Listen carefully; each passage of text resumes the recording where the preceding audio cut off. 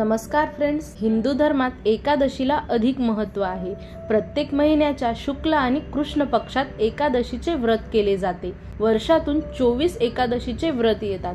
प्रत्येक एकादशीला श्री विष्णूच्या विविध रूपांची पूजा केली जाते। तर आज आपण 8 फेब्रुवारी 2025 ला येणाऱ्या जया एकादशीचे महत्त्व माहिती काय आहे ते जाणून घेणार आहोत।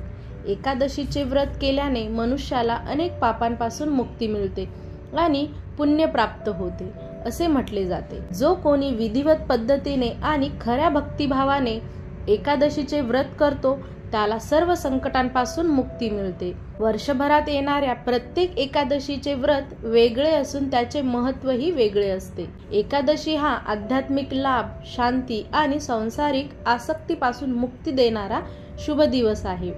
एकादशीचे व्रत केल्याने लक्ष्मी नारायणाची कृपा होते। त्यांच्या कृपेने माणसाला पृथ्वीवर सर्व प्रकारचे सुख प्राप्त होते।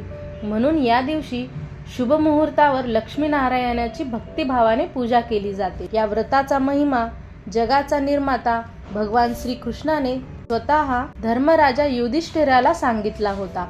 त्यावेळी जगाचे स्वामी भगवान श्रीकृष्ण म्हणाले की माघ महिन्याच्या शुक्ल पक्षातील एकादशीचे व्रत केल्यास विशिष्ट व्यक्तीला अतुलनीय फळ मिळते, तसेच त्या व्यक्तीच्या पितरांना देखील मुक्ती मिळते। भक्तांनी आपल्या दिवसाच्या सोयीनुसार लक्ष्मी नारायणाची पूजा करावी। जया एकादशीच्या दिवशी भाद्रमास आणि रवी योग जुळून येतो। रवी योगात सूर्यदेवाची पूजा केल्याने व्यक्तीला निरोगी आयुष्याचे वरदान मिळते।